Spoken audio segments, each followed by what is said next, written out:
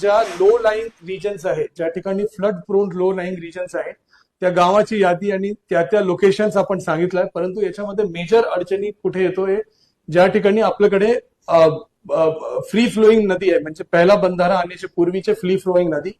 जिल्हा परिषद आणि लघु पाटबंधारे विभागाला असं सूचना देण्यात आली की जो फ्री फ्लोईंग नदी आणि छोटे बंधारे आहे, ज्या मोठ्या प्रमाणात पाणीचा प्रेशर आला तर ते फुटण्याची शक्यता असते, त्याचे गेट कृपा करून उघडून ठेवावा, असं त्याला सूचना अगोदरच देण्यात आलेला आहे.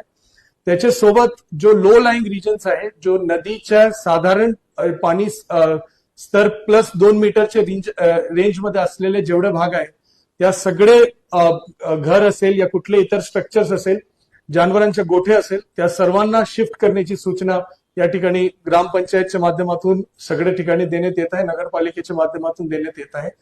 यदि पाणी फ्लोला कुठल्या प्रकारची अडथळा असेल तर त्याला आता आज दुपारी स्वच्छ करून घेण्यासाठी सर्व नगरपालिकेला ग्रामपंचायतला सूचना देण्यात आलेल्या आहे की पाणी फ्लोला कुठल्याही प्रकारच्या बाधा राहू नये आणि पाणीचं डायरेक्शन असा असावा जेणेकरून जास्त पाणी आला तो म्हणजे ते कुठल्या घरामध्ये शिरणार नाही, याच्यासाठी सर्वांना सूचना देण्यात आलेल्या आहे.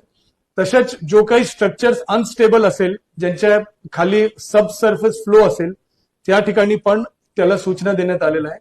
नाशिक जिल्ह्यामध्ये लँडस्लाइड प्रोन विलेज एक बी नाही आहे, परंतु आपल्याकडे ये जो दगड पडतो त्यासारखे काही गाव आणि लोकेशन्स आहे, त्याच्यासाठी सूचना देण्यात आल्या आहे.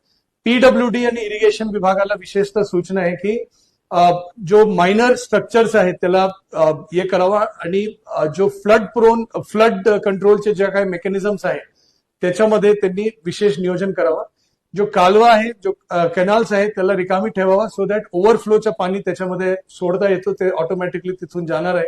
हे सगळ्या गोष्टीचं नियोजन या अनुषंगाने करण्यात आलंय. आणि शेवटची गोष्ट आहे की अँब्युलन्सेस असेल, शासकीय कर्मचारी आणि अधिकारी असेल, सगळेजण फील्डवर येणार आहे. त्याच्यासोबत जेसीबी या पोकलँड जो आपले अर्थ मुव्हर्स असतो त्यांचे आपण रेक्विजिशन विथ लेबर आपण केलेलं आहे, जेणेकरून या सगळ्याच्या अनुषंगाने काय काय म्हणजे आपली पूर्ण तयारी या संदर्भामध्ये असावा. काही ठिकाणी एक्सेस प्रिपरेशन पण आपण करतोय, जेणेकरून हे जो एपी सेंटर या लोकेशन यदि शिफ्ट झाला तर त्याच्यामध्ये कुठल्या प्रकारची अडथळा होणार नाही. नाशिक ग्रामीण, त्र्यंबकेश्वर, इगतपुरी, पेठ आणि दिंडोरी या 5 तालुक्यामध्ये शाळा आणि कॉलेजेस उद्या बंद राहणार. आठवडी बाजार ओन्ली त्र्यंबकेश्वर, इगतपुरी आणि नाशिक ग्रामीण मध्ये बंद राहणार.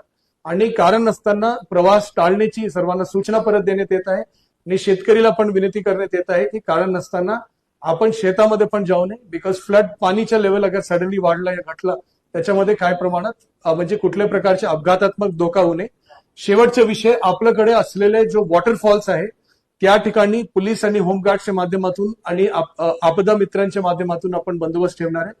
आणि त्यासोबत जो आपले जो लो लाईंग ब्रिजेस आहेत त्या ठिकाणी पण आपले म्हणजे डायव्हर्जन्स आणि रोड ब्लॉकेजेस राहणार आहे, जेणेकरून तिथे कुठल्या प्रकारची गर्दी होणार नाही. आणि एसडीआरएफ धुळेची एक पथक नाशिक शहरामध्ये आपण म्हणजे रेडी अवस्थेत ठेवणार आहे की यदि कधी डिप्लॉयमेंटची गरज पडली तर आपण करणार. त्याच्यासोबत रेल्वे विभागाला पण आपण कल्पना दिलेली आहे, क्योंकि इगतपुरीचा जो मार्ग आहे ते मोठ्या प्रमाणात मुंबईला जोडणारे आणि मोठ्या प्रमाणात ट्रॅफिक असलेला मार्ग आहे. तो त्या ठिकाणी इगतपुरी च्या भागासाठी या जो हवामान खात्याचा अंदाज आहे ते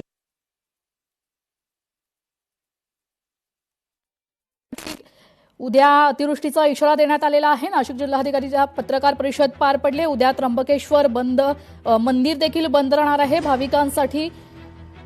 तर नाशिक जिल्ह्यातील पर्यटन स्थळ देखील उद्या बंद राहणार आहे. सप्तशृंगी परिसरात अतिवृष्टी होण्याची शक्यता वर्तवण्यात येते. तर नाशिक जिल्ह्याला उद्या अलर्ट देण्यात आलेला आहे. सतर्कतेच्या सूचना देखील दिलेल्या आहेत. शाळा कॉलेज उद्या बंद राहतील, तर शेतकऱ्यांनी देखील उद्या शेतीच्या कामासाठी बाहेर पडू नये असं देखील जिल्हाधिकाऱ्यांनी सूचना दिलेल्या आहेत.